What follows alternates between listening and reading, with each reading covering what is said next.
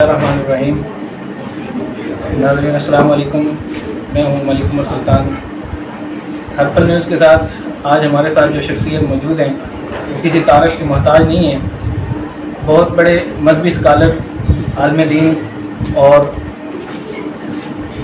ایک بزرگ جو سجادہ نشین ہیں دربار اقدس حضرت سفی سلطان باؤ رحمۃ اللہ علیہ کے۔ ہماری آج ان کے ساتھ خصوصی بیٹھک ہے جس میں ہم ان کے ساتھ بات کریں گے جو پچھلے کچھ دنوں سے ایک واقعہ ہمارے سامنے آیا ہوا ہے حضرت عمر بن عبدالعزیز رحمۃ اللہ علیہ کے حوالے سے، کہ شام میں ان کی مزار کے ساتھ، ان کی قبر مبارک کے ساتھ ایک ناروا سلوک کیا گیا ہے، ان کی قبر کو اکھاڑا گیا ہے اور ان کی جو تدفین ہے سنا ہے کہ وہاں سے ان کو نکال کر باقیات کو کہیں اور لے جایا گیا ہے۔ اس حوالے سے میں حضرت سے یہ کہوں گا کہ آپ تھوڑی سی اس پہ روشنی ڈال دیں کہ حضرت عمر بن عبدالعزیز رحمۃ اللہ علیہ کی شخصیت ہمارے لیے کیا ہے۔ نحمدہ ونصلی ونسلم علی رسولہ الکریم، اعوذ باللہ من الشیطان الرجیم، بسم اللہ الرحمن الرحیم۔ رضی اللہ عنہم ورضوا عنہ، صدق اللہ مولانا العظیم وصدق رسولہ النبی الکریم۔ بلغ العلا بکمالہ، کشف الدجی بجمالہ، حسنت جمیع خصالہ، صلوا علیہ وآلہ۔ ناظرین السلام علیکم ورحمۃ اللہ وبرکاتہ۔ میں نے جو آیت کریمہ پڑھی ہے اس کا تعلق اگرچہ صحابہ کرام رضوان اللہ تعالیٰ علیہ مجمعین سے ہے، لیکن یہ بات ہمیں سمجھنے میں آسانی ہوگی کہ کیا ایسی شخصیات جو صحابیت کے منصب پر تو فائز نہیں ہوئی، لیکن ان کا ہر اٹھتا ہوا قدم اور ہر جھکتی ہوئی نظر اور ہر گزرتا ہوا لمحہ اس انداز میں گزرے جو فیضان نبوت کے براہ راست علمبرداران تھے صحابہ کرام، کہ وہ ہمیں کہنا پڑ جائے کہ یہ عمر بن عبدالعزیز نہیں ہے، یہ عمر ثانی ہے۔ یہ وہ شخصیت ہیں جنہوں نے بہت عرصے بعد جا کر خلیفہ اسلام امیر المومنین سیدنا فاروق اعظم رضی اللہ تعالیٰ عنہ کے فلاحی نظام کی یاد تازہ کرتے ہیں۔ آپ جانتے ہیں بڑی بدقسمتی ہے، ایک بہت بڑا طبقہ اہل بیت کی محبت کے عنوان پر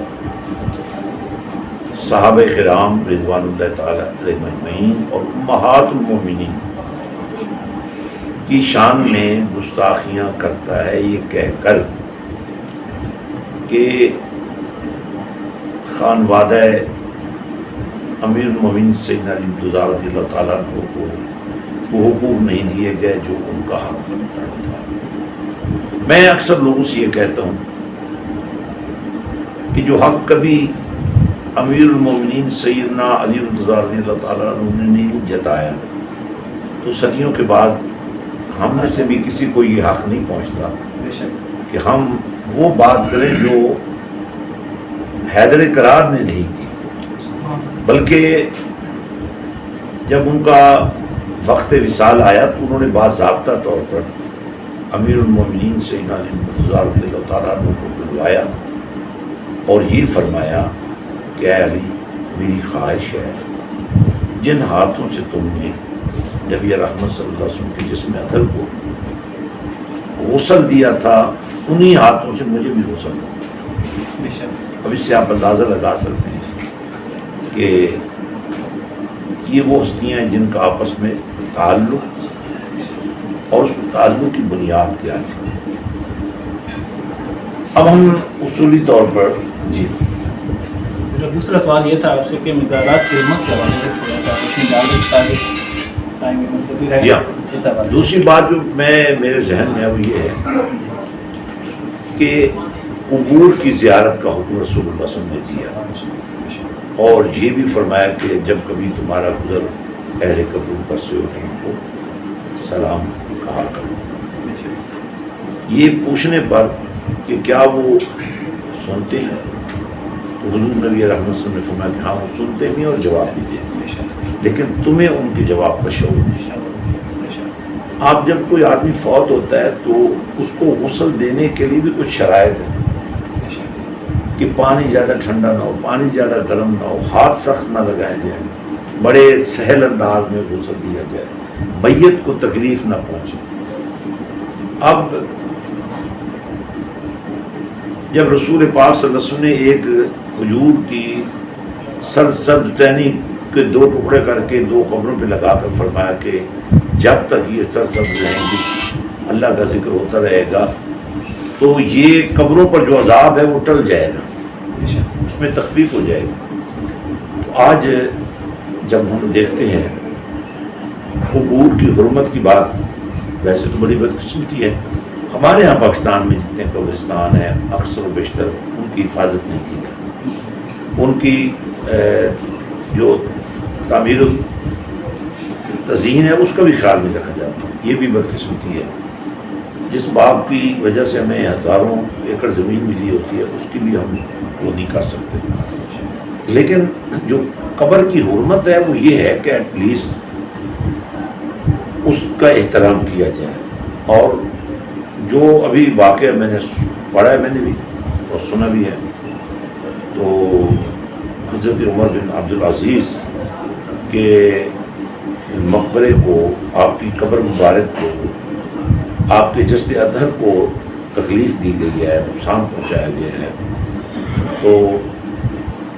یہ کم از کم اہل سنت و جماعت میں یہ کام نہیں کر سکتے۔ اب جن لوگوں نے کیا ہے انہوں نے مجرمانہ غفلت کی ہے، اور اس کا تقاضا یہ ہے، ہمارے بھی ایمان کا تقاضا یہ ہے کہ ہم ایک مشترکہ لائحہ عمل بنائیں اور اس کو قومی، دینی اور امت کا مسئلہ قرار دیا جائے۔ اس کے لیے باضابطہ ورکنگ ریلیشن شپ بنا کر تاکہ جو مجرم ہیں وہ بھی سامنے آئیں اور ان کو قرار سزائے بھی واقعی ملے، اور آئندہ کسی کو جرأت نہ ہو کہ وہ اصحاب رسول صلی اللہ علیہ وسلم، اہل بیت رسول صلی اللہ علیہ وسلم اور حضرت عمر بن عبدالعزیز رضی اللہ تعالیٰ عنہ جیسی شخصیات جو تابعین میں، تبع تابعین میں بے شمار ایسی ہستیاں موجود ہیں جن کا احترام، جن کا اکرام کرنا پر لازم ہے، تو اس میں کوئی کمی نہ آئے۔ شام کے حوالے سے جو یہ ہو رہا ہے کہ وہاں پہ تو سنے جی سینکڑوں صحابہ اکرام کی قبریں ہیں، تو اگر یہ معاملہ یہ ایسے ہی کرتے رہے تو نیکسٹ تو ہو سکتا ہے کسی نہ کسی صحابی رسول کی قبر کے ساتھ بھی ایسا سلوک کریں۔ تو اس حوالے سے یقیناً جو لوگ ظالم ہیں تو اس کے لیے میں نے عرض کیا ہے نا، ہمیں یہاں جو ہم پاکستان کے رہنے والے لوگ ہیں، اب ہم چونکہ عقیدت مند ہیں، بات صحابہ کی ہو، بات رسول پاک صلی اللہ علیہ وسلم کی ہو، بات اہل بیت اطہار کی ہو، ہم طرف جاتے ہیں۔ اب ہمارے حکمران بھی ایسی ہیں جیسے وہ لوگ ہیں، تو ہمارا ساتھ تو ان کے طرف سے کوئی ہوتا نہیں۔ اب ہمارے پاس ایک ہی راستہ ہوتا ہے کہ ہم احتجاج کریں، جلوس نکالیں، لیکن عملاً اس کا تدارک کرنے کے لیے ہمیں ایک پلاننگ کرنی پڑے گی جس میں ہمارے علماء کو بیٹھنے کی ضرورت ہے، اور انشاءاللہ ہم آلریڈی اس پر کافی نیٹ ورکنگ کر رہے ہیں، اور انشاءاللہ عزیز ہم حکومت شام تک پہنچیں گے اور ان سے کہیں گے کہ اگر آپ لوگوں سے ان ہستیوں کے مزارات کے تحفظ نہیں ہو سکتا تو کم از کم